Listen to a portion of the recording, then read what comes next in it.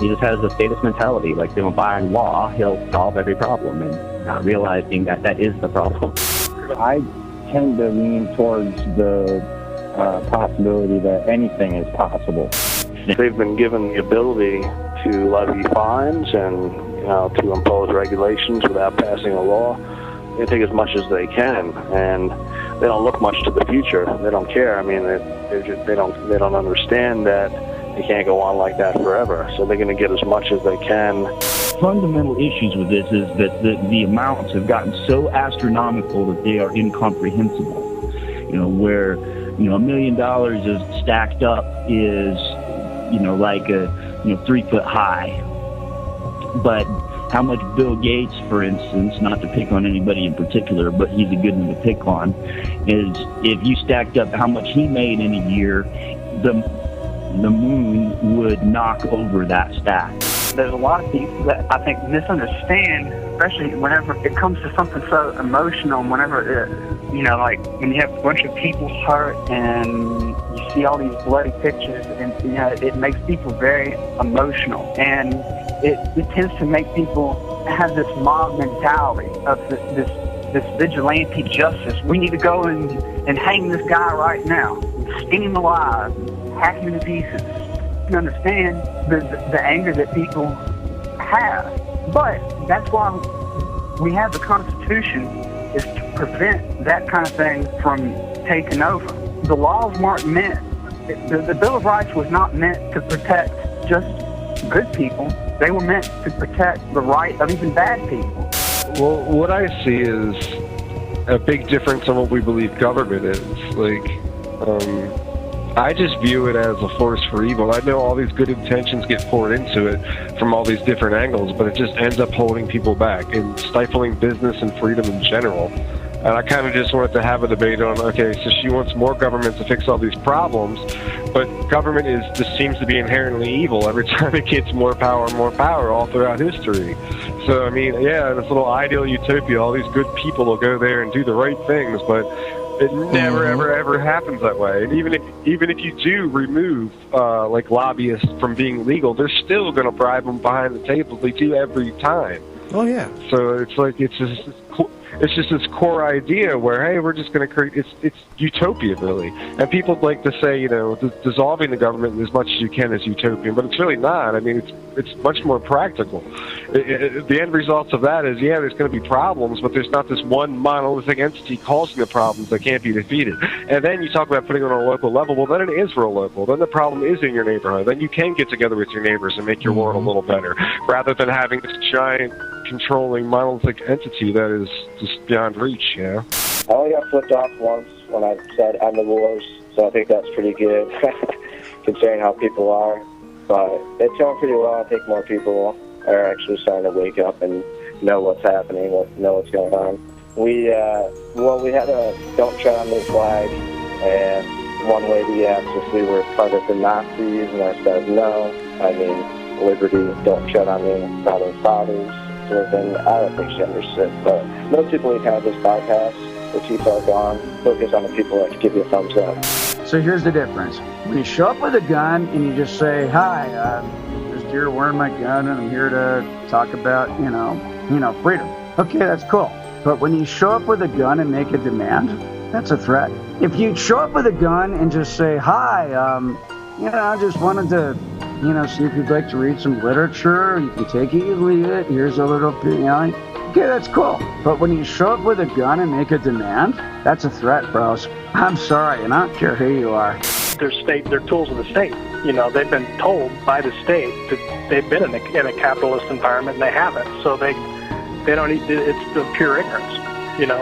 They're seeing the failures that happen, but they're associating that with capitalism because they've been told that by the state, which is in turn the problem to begin with. Yeah, that's the thing, is that pure capitalism, there's no bailouts. You either succeed or fail. What we got now is crony capitalism. Their buddies in D.C., if they fail, they get them to pull the strings and write a bill. They're not right. Real capitalism is that the banks, they should have failed. GM, failed. I don't know, part of these people that don't like capitalism, they want socialism, but it's easy to take other people's money. 51 can both take from 49. What is it about John Calvin Coolidge Jr. do you admire? Well, he was probably one of the most libertarian presidents of the 20th century. He fought against government interventionism, both in the economy and social life. He was actually criticized for not giving aid to a flood in Louisiana during his time. So he was also not very, I don't know the word. He wasn't, He followed the Constitution? Is that what you're... Yes. Yeah. Just regarding Boston, to me, like, yes, the story was so amazingly fluid, but really it doesn't matter anymore.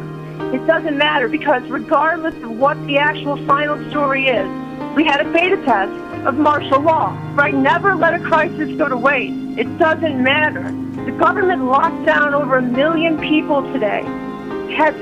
There are tons of pictures of like what looks like some sort of occupation, and everyone behaved. And the interviews that I saw today, there was one person they were talking to on Channel 7 who said that gun owners, if you owned a gun, when they knocked on your door to come in and search, you were handcuffed. And then at the end of the interview, the lady said, but at the end, the officers all apologized, and I'm just so happy they're doing their job. We locked down 1 million people. Giant, weird machines with men in armored vests with fully automatic weapons marching down the street. Doesn't matter what the final story is anymore. I mean, think about this. This was for a 19-year-old Russian. Okay, that's the story. What was the reaction we had to when Reagan was shot? Or when John F. Kennedy was assassinated? This was a massive show of force. They shut down Boston, of all places, Boston. The Tea Party is not what caused the revolution.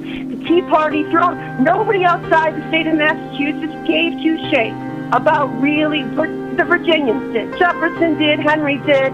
They were very impassioned by what happened in Boston. But what led to the American secession from Great Britain was General Gage's powder alarm, where he started seizing gunpowder because he knew that if there was to be a revolution, he didn't want the resistance to be armed. After that, then you had Lexington and Concord, the Olive Branch petition in the Continental Congress by Dickinson had failed, where they had asked the king, please stop beating us. We just want to be friends. Please be nice to us. And the king said, you're all traitors, and anyone who knows you, any associates and you, will all be hung for high treason. And then came, Lexington and Concord, and finally we got the gall to secede, except for the lousy state of New York, which is stained. So, this was a show of force today, in my opinion. That's what I take away from this. And now they're gonna declare the public safety exception to allow this guy to be interviewed by the high value target group. It was a show of force, plain and simple. Doesn't matter the details of the story. Absolutely everyone has been changed a bazillion times in the last 24 hours. It's shocking to me that so, and depressing to some extent, that so few people realize that. And I do think that people are generally, kind of waking up to different things. I think this NSA thing has been just a huge, kind of blatant example of what we're dealing with here. If we just, decide to sit back and trust the people that we put in power, usually they aren't always just looking out for our interests. And it's something where we clearly need to pay more attention to this stuff. I just want people to be aware. They seriously need to be aware. This data collection thing is a lot huger than just phone records. This is like massive data from every aspect that can possibly get it, including your trash men that come to your house are supposed to watch out for suspicious things. If they see something suspicious, they're supposed to write it down. Yes, the government does that, okay? People need to be aware. You take your PC into, let's say, a Best Buy to have it repaired.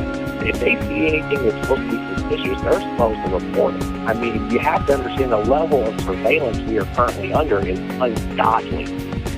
It is so, over the top that people need to be aware of what's really happening. 1984 has been here for a long time, and people just have not been aware of it. I'm glad somebody actually leaked something, and maybe all of a sudden I'll start paying attention, because this information has been coming out for a long time.